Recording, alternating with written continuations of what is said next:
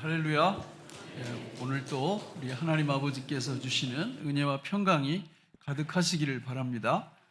오늘 성경의 역사관, 기독교 역사관의 마지막 시간입니다.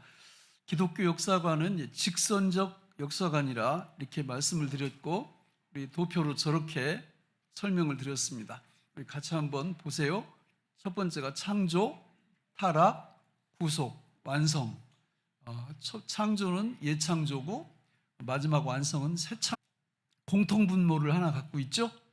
그것은 바로 하나님의 나라입니다. 이 땅에 하나님이 나라를 허락하신 것은 하나님 나라의 예표예요.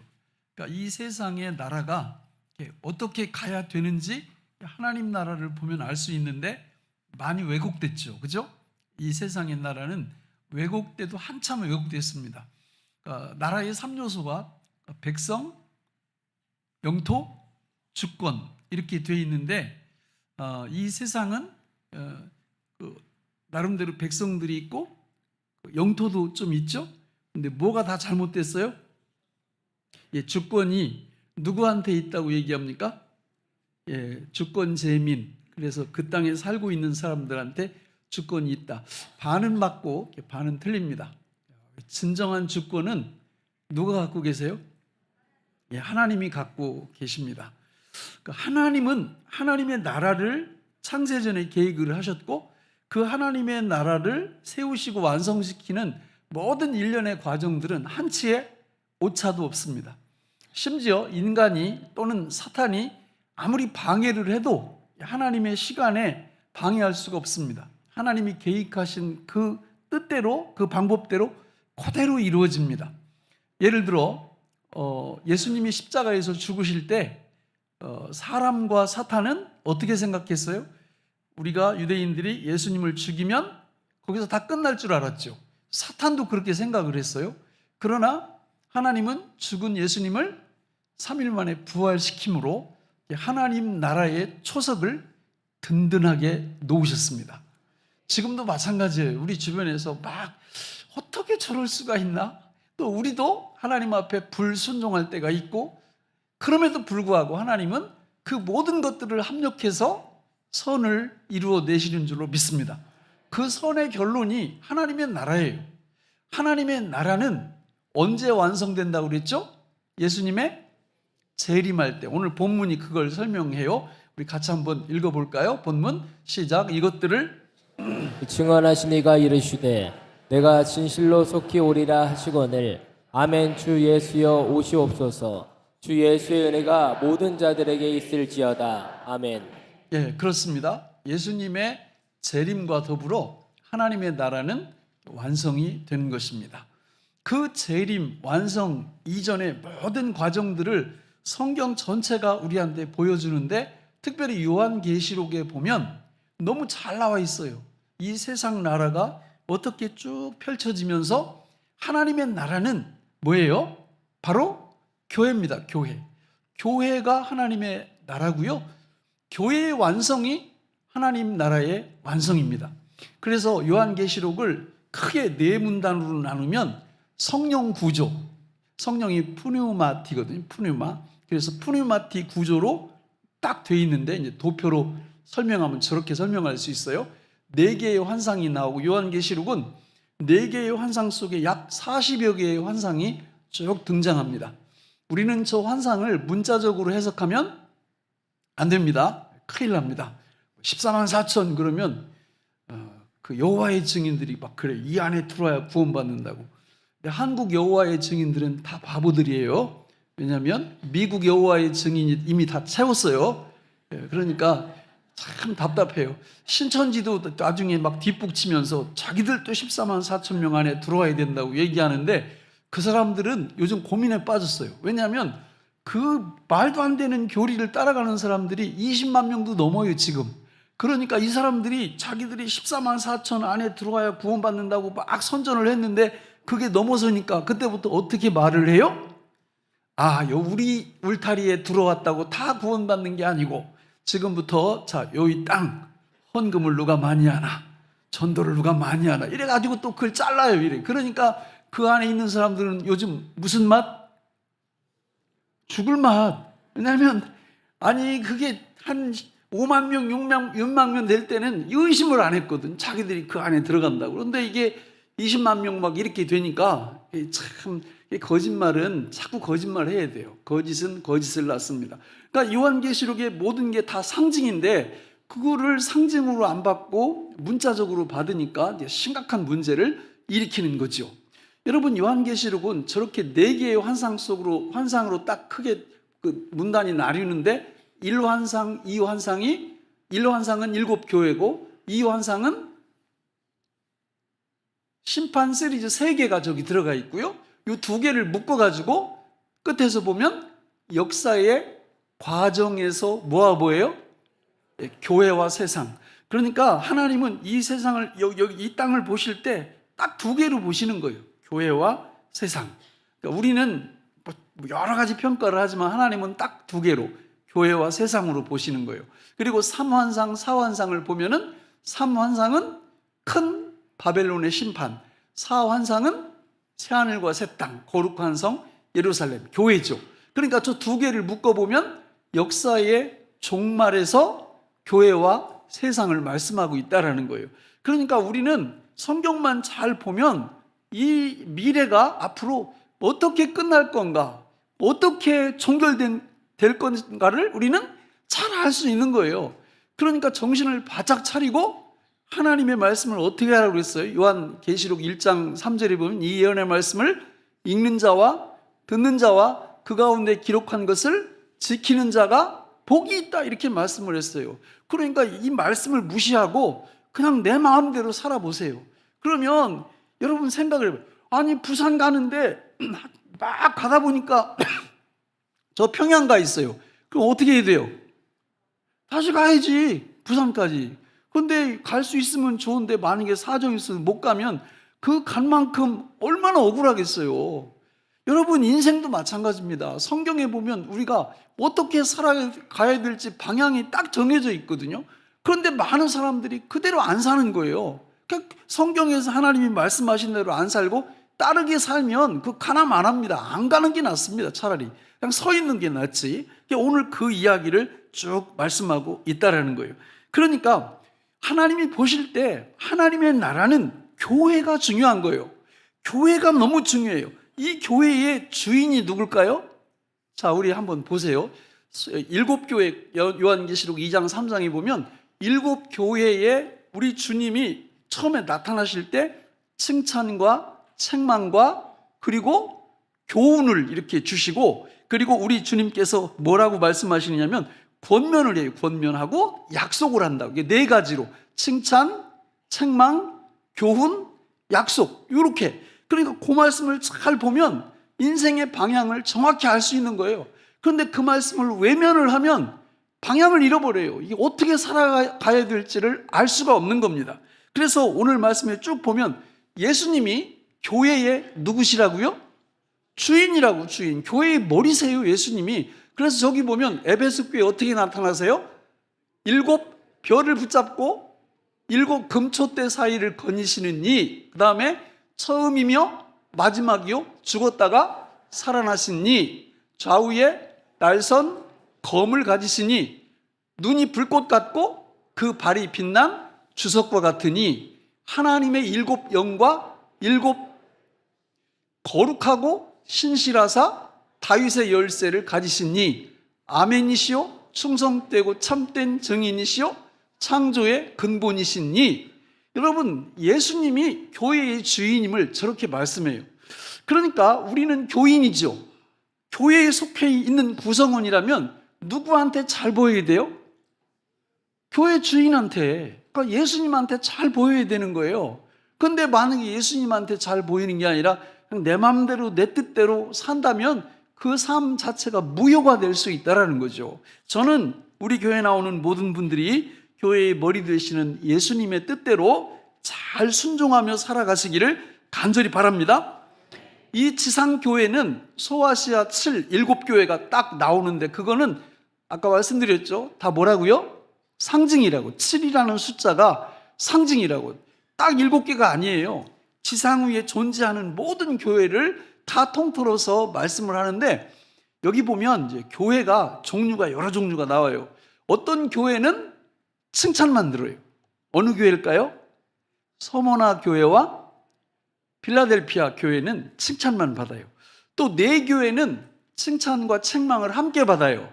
에베소 교회, 보가모 교회, 두아디라 교회, 사대 교회. 이 네 교회는 칭찬과 책망을 동시에 듣고요. 책망만 듣는 교회가 있어요. 어떤 교회일까요? 라오디게아 교회. 그럼 교회 빼고 성도를 거기다 집어넣어도 돼요. 그러니까 칭찬만 듣는 성도, 칭찬과 책망을 동시에 듣는 성도, 책망만 받는 성도. 자, 나는 어디 속하면 좋겠어요? 그냥 뭐 너무 쉽지, 그죠? 그냥 땅 짚고 헤엄치기 질문이. 그러니까 질문은 쉬운데 이게 정말 칭찬을 하나님께로부터 받으면서 살아갈 수 있냐? 이건 좀 다른 문제죠. 그렇죠? 저는 우리 교회에 나오는 모든 분들이 우리 하나님 앞에서 칭찬만 듣는 성도님들이 되시기를 간절히 바랍니다. 그 비법이 다 나와요, 성경에. 그런데 이 7교회 중에서 특이한 교회가 하나 있어요. 그 교회는 환난 속에 있는, 핍박 속에 있는 교회. 어떤 교회예요? 두 번째인 서머나 교회예요. 그러니까 이 지구상에 교회가 이런 종류가 여러 있음을 성경에서 미리 얘기하고 있어요. 그래서 북한 교회가 이해가 되는 거예요. 중국 교회가 이해가 되는 거고, 저 회교권 이런 데서 순교당하는 그런 교인들이 이해가 되는 거예요. 우리나라는 어때요? 우리나라 믿음 생활하기 좋습니까? 좋지 않습니까? 진짜 좋은가요? 여러분, 이 서머나교회 같은 북한 지하교회, 그리고 중국에 있는 그 자유를 잃어버린 그런 교회, 회교권에 있는 교회, 거기서 신앙생활하는 사람들이 장차 하나님 앞에 상급을 많이 받을 것 같습니까? 아니면 이렇게 자유가 마음껏 이렇게 펼쳐져 있는 대한민국에서 믿음 생활하는 분들이 하나님 앞에서 상급을 많이 받을 수 있을 것 같습니까?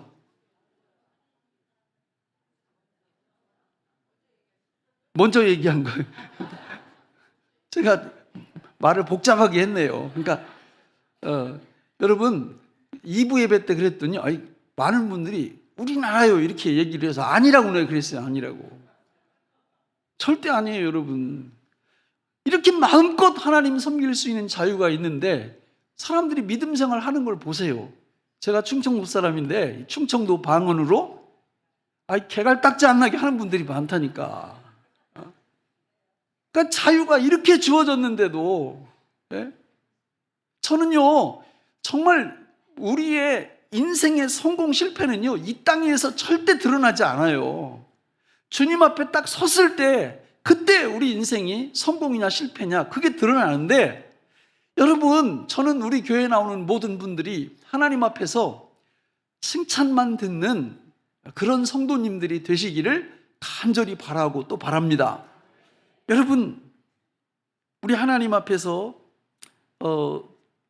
이제 심판을 누가 하느냐 이걸 보면 요한계시록 4장 5절에 보면 이런 말씀이 나와요. 같이 읽어볼까요? 시작. 보좌로부터 번개와 음성과 우레소리가 나고 보좌 앞에 켠 등불 7이 있으니 이는 하나님의 7 영이라.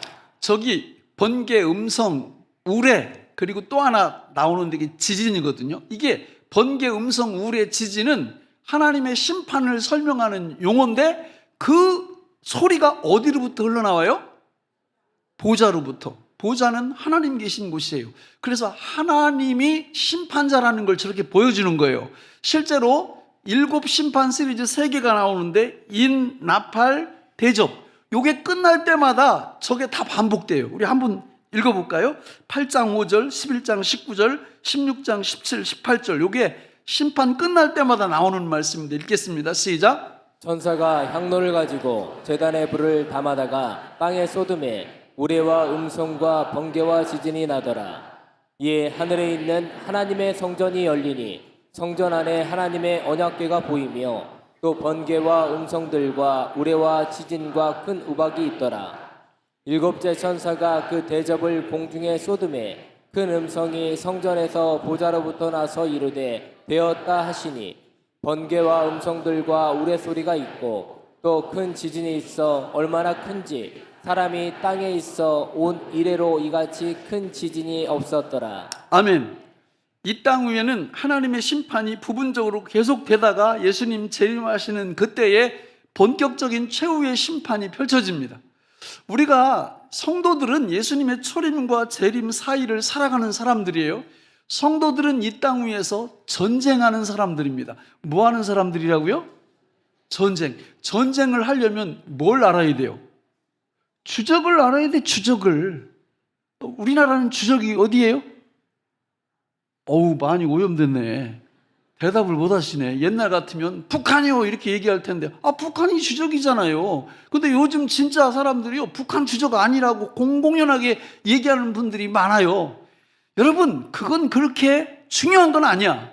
정말 중요한 건 성도가 싸워야 될 주적이 뭔가를 모르면 생각을 해보세요. 주적이 성경에 3가지가 나와요. 요한계시록에. 근데 그 주적이 뭔지 몰라? 그러면 이분은 싸움을 하겠어요? 못 하겠어요? 못 합니다. 안 합니다. 할 줄도 모릅니다. 그러고 평생 살면 누구한테 늘씬 두들겨 맞겠어요? 그 주적한테 늘씬 두들겨 맞는 거예요. 마귀가, 사탄이 3가지를 갖고 우리를 공격해 들어오거든요. 소아시아 7교회, 에베소, 서머나, 버가모, 두아디라, 사데, 빌라델피아, 라오디게아, 이 7개 교회에 하나님이 계속 칭찬할 때는 요 3가지와 싸움에서 이겼을 때 칭찬하는 거고요, 책망할 때는 요 3 중에 하나한테 당할 때 책망하는 거예요. 오늘 우리들도 마찬가지입니다. 성도, 예수 믿고 성령으로 거듭난 하나님의 백성들은 이 3가지 주적을 분명히 아셔야 돼요. 이걸 모르면 당하는 줄도 모르고 늘 당하는 거예요. 저는 우리 성도님들이 영적 전쟁에서 탁월한 승리를 거두는 위대한 전사들이 다 되시기를 주님의 이름으로 축원합니다. 여러분, 만약에 우리가 이 전쟁에 무관심하고 세상 것만 막 추구하면요, 그 세상 게 뭐냐면 이렇게 나와요. 우리 계시록 18장 11절로 13절 같이 읽어볼까요? 시작. 땅의 상인들이 그를 위하여 울고 애통하는 것은 다시 그들의 상품을 사는 자가 없음이라.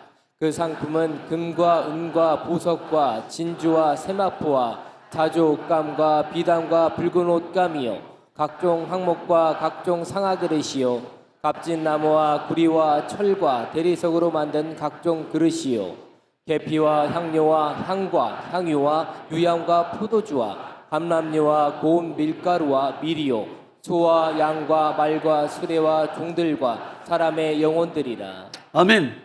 성도의 주적이 뭔지 모르고 살면 저런 것들만 평생 추구한다, 그런 뜻이에요. 여러분, 저기 나온 거를 한 단어로 딱 요약하면 뭘까요? 뭘까요? 그렇죠. 명품이에요, 명품. 명품 좋아하시죠? 네, 명품 보니까 뭐 에르메스, 또 차는 2부 때 물어봤더니 뭐 벤츠 이러는데 벤츠는 명품이 아니에요. 그거는 별로 비싼 것도 아니야. 차도 뭐 그냥 엄청 비싼 게 많아요. 예? 그러니까 뭐 그런 것, 요게 다 그 명품이 이분의 인생의 목적이야. 여러분, 그러면 망합니다. 망하는데 요한계시록 18장에 보면 어떻게 망하느냐면 1시간 안에 싹 망해요. 주님이 딱 재림하시면서 모든 게 망합니다. 우리는 그 명품들 따라가면 안 돼요. 우리에게 진정한 명품은 누굴까요? 예수 그리스도십니다. 예수 그리스도, 그분이 우리의 명품이고 그분만을 추구하고 저런 것들은 다 밑에다 내려놔야 돼요. 밑에다가 그 예수 그리스도 물어봐요. 내 마음한테 너 내 마음에 제1 명품이 뭐냐 이렇게 물어보시라고요. 그래서 예수님, 이게 딱 나와야 돼요. 예수님 나오기 전에 다른 게 자꾸 이렇게 나오면 그분은 뭘 모르는 거예요? 주적을 모르는 거예요. 주적을 몰라. 주적이 요한계시록에 사단인데, 마귀인데, 마귀가 이용하는 새 부하가 있는데, 요한계시록 13장에 보면 바다에서 짐승이 올라오고 땅에서 짐승이 올라와요. 바다에서 올라오는 짐승이 누구냐면 하나님을 대적하는 정치 지도자들입니다. 역사 속에서 스탈린, 히틀러, 모택동, 김일성 이런 사람들이 아주 눈에 뚜렷하게 부각되는 그런 적그리스도들이고 정치적인 지도자들이에요. 이들의 특징이 뭐냐면 하나님을 대적하는 겁니다. 하나님을. 그래서 이 정치를 한다고 하는 분들은, 예수님 믿는 분들은 정신 바짝 차려야 됩니다. 내가 하는 정책이 하나님을 대적하는 거라면 이거 문제가 심각해지는 거예요.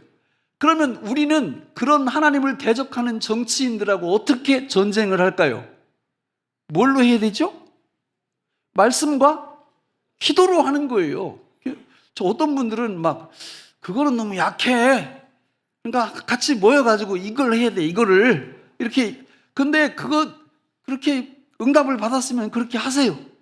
괜찮습니다. 여러분, 그런데 어떤 이제 교회사를 이렇게 공부해 보면 저 남미 쪽에서는 어떤 주장까지 했느냐면, 한때 해방신학이 등장해서 구티에레즈라는 해방신학자가 나와서 그거 말씀과 기도를 하면 안 돼.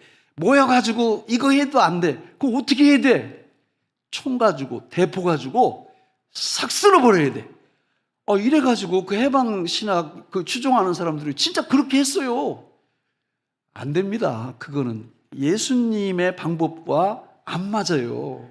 여러분, 우리는 하나님을 거역하는 정치 지도자들과 전쟁할 때 말씀과 기도로만 하는 거예요. 하나님이 다 보고 계세요. 그런데 만약에 그렇게 했더니 자유가 없어져 버렸어. 나라가 공산화돼 버렸어요. 그럼 어떻게 해야 됩니까? 버텨야죠. 그게 서문학교예요. 하나님이 다 주도하십니다. 여러분, 북한이 공산화될 때 북한의 그리스도인들이 훨씬 많았어요. 남한보다. 그런데 하나님이 원래 공산화 시키려면 여기를 시켰어야지. 여기를 안 시키고 거기를 시켜버렸어요. 예수 믿는 사람들이 잘못해서 그런 게 아니에요. 하나님의 깊은 섭리 속에서 그렇게 된 겁니다. 여러분, 우리는 이 역사가 어느 쪽으로 흘러갈지 알 수 없어요. 우리는 하나님 앞에 말씀과 기도로 선한 싸움을 싸우는 겁니다. 나머지는 하나님께 다 맡기고. 두 번째로, 땅에서 올라오는 짐승은 뭘 뜻합니까? 바로 이단, 그리고 이교, 그리고 종교적인 이런 그 하나님을 대적하는 지도자들이에요. 여러분, 이 사람들의 특징이 뭐냐면 하나님을 대적하는 정치인들하고 들러붙어요. 그 정치인들을 섬기도록 계속 이렇게 얘기합니다. 그래서 교회는 어떤 일이 있어도 이 정치하는 이 집단과 무슨 MOU를 맺는다, 절대 이러면 안 되는 거예요. 있을 수 없는 일이에요. 우리는 그렇게 순결함을 지키면서 이단들을 우리가 하나님 말씀으로 정확하게 분별하고 이단과 대적하여 싸우는 그런 전쟁을 우리가 해나가야 됩니다. 마지막 셋째는 우리의 주적이 누구냐? 요한계시록 17장에 보면 거기 짐승을 탄 음녀가 나와요. 음녀. 이 음녀가 뭐냐면 음욕이고 음행이고 그런 겁니다. 다시 말하면 성적인 타락이에요. 여러분, 지금 세상을 보세요. 누가 천국 가고 누가 지옥 가냐? 간단히 결정할 수 있어요. 그냥 자기 부인 하나가 전부인 줄 알고, 자기 남편 하나가 전부인 줄 알고, 그렇게 성적인 거룩함을 지키는 그 사람들은 다 천국 가는 거예요. 예수 믿는 분들 중에 고린도전서 6장 19절로 20절에 보면, 그런즉 너희 몸으로 하나님께 영광을 돌리라 이럴 때 그 전후 문맥을 보면요, 몸으로 영광 못 돌리는 사람들은 다 부인이 몇 명씩 되고 남편이 몇 명씩 되고 다 이런 사람들이에요. 그러니까 사단은 지금도 여러분 이 성적인 요 부분, 이거를 타락시켜 가지고 사람들을 지옥 가게 지금도 계속 일을 하고 있다라는 거예요. 여러분, 깨어 있어야 됩니다. 이거 만만치 않습니다. 진짜 만만치 않아요. 여러분, 지금 세상이 이래요. 성도는 하나님 앞에서 이렇게 거룩성을 유지하면서 이 땅 위에서 영적 전쟁을 하는 사람들이고, 이런 영적 전쟁을 잘 감당할 때 우리는 하나님 앞에서 구원받은 교회로 주님 앞에 서게 될 줄로 믿습니다. 저는 우리 교회의 많은 성도님들이 이 땅 위에서 살면서 주님의 재림과 더불어 완성되는 하나님의 나라, 하나님의 교회, 거룩한 성 새 예루살렘에 한 번도 빠짐없이 다 들어가시기를 주님의 이름으로 축복합니다. 자, 그러면 그 거룩한 성 새 예루살렘, 이거는 여러분 장소적인 개념이 아니라 저와 여러분들을 뜻한다고 얘기했어요. 그래서 성경에 보면 숫자가 매우 중요해요. 숫자. 우리 지난 주일날 예수님 숫자는 몇 번이 중요하다고 그랬어요? 3번. 3번은 아무튼 너무너무 좋은 수야. 3번의 은혜가 있잖아요. 그죠? 예수님도 30년 동안 공생애를 준비하시고, 또 3년 동안 구속사역을 준비하시고, 마지막 3일 동안에 악한 사단의 머리를 짓밟아버리는 십자가의 위대한 사역을 감당하셨잖아요. 그런데 요한계시록에 보면 12라는 숫자가 천국을 드러내요. 천국, 교회를 드러내요. 예를 들어 여러분 보세요. 구약의 교인들은 다 누구의 후손이에요? 구약의 12지파의 후손들이에요. 그럼 신약 시대의 교인들은 누구의 후손이에요? 12사도의 영적 후손들이에요. 다 12가 들어가잖아요. 자, 그러면 우리 도표를 한번 보세요. 거룩한 성 새 예루살렘이 저렇게 펼쳐지는데, 성곽이 뭐냐면 이렇게 성벽이에요. 벽 전체를 성곽이라고 그러는데, 이 높이가 70m인데 그게 규빗으로 표현되는데 144규빗이에요. 근데 144는 12 곱하기 12입니다. 그러니까 12가 계속 들어가는 거예요. 그 성전에 그 예루살렘 성전에 이렇게 기초석을 이렇게 쭉 깔았는데, 그 기초석도 몇 가지 보석으로 돼 있어요. 12가지 기초석이 12가지 보석으로 되어 있고, 문도 몇 문이에요? 12문. 자, 성의 전체 크기가 어마어마한데요. 12,000 스타디온이에요. 12,000은 12 곱하기 1000입니다. 그게 정육면체로 이렇게 되어 있는데, 이게 가로, 세로 높이가 각각 12,000 스타디온, 킬로미터로 따지면 2,400km예요. 그러니까 집을 그렇게 상징적으로 얘기해 놓은 겁니다.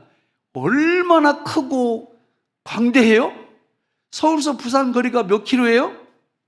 400km예요, 400km. 그러니까 서울서 부산 가는 거리의 약 6배가 그냥 가로 6배, 세로 6배, 높이 6배. 이 정육면체의 거룩한 성, 새 예루살렘 성, 바로 저와 여러분들 성도를 그렇게 표현하고 있다는 거예요. 그러니까 12는 하나님의 백성, 하나님의 교회를 상징하는 너무 소중한 말씀인데, 요한계시록에서 예수님이 재림에 오실 때 저렇게 정말 너무너무 아름다운 거룩한 성 새 예루살렘 성이 완성될 거다, 이렇게 지금 설명을 하고 있는 거예요. 여러분, 교회의 종류는요, 사실 성경에 두 교회. 첫째 교회는 어떤 교회예요? 요한계시록 2장, 3장에 나오는 7교회가 첫 번째 교회예요. 예수님 이 땅에 오셔서 재림에 오실 때까지 존재하는 교회의 형태를 7교회로 정리를 한 거고요.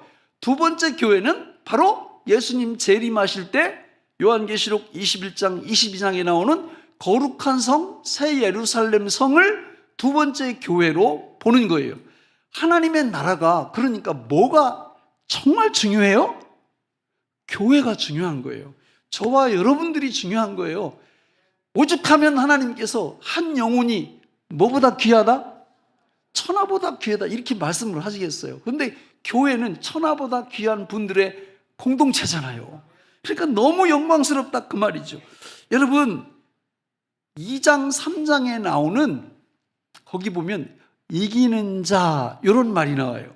그러니까 거룩한 성 새 예루살렘이 얼마나 아름다운 건가는 거기 나오는 이기는 자가 받는 축복을 다 모아놓으면 그게 거룩한 성 새 예루살렘이에요. 한번 볼까요? 에베소 교회 이기는 자에게 뭘 주신다고 그랬어요? 그렇게 이게 왜 안 읽어요? 자, 뭘 주신다고 그랬어요? 서문학 교회는? 버가목 교회는? 두아디라 교회는? 사대 교회는? 빌라델비아 교회는? 라오디게아 교회는? 와, 생각만 해도 너무 소망이 넘치잖아요. 신천지 가면요, 다시 띄워봐요. 저 이기는 자가 누군 줄 아세요? 이만희 한 명이에요. 아이고, 참 답답해. 거기 그 몇만 명이 이기는 자는 이만희 한 명이고, 그 자기들은 뭐요? 그 이기는 자 속에 이렇게 꼽살이 껴가지고, 진짜 딱하고 너무 딱해. 그런데 원래 요한계시록에서 이기는 자는 누구를 뜻하는 거예요? 저와 여러분들이에요.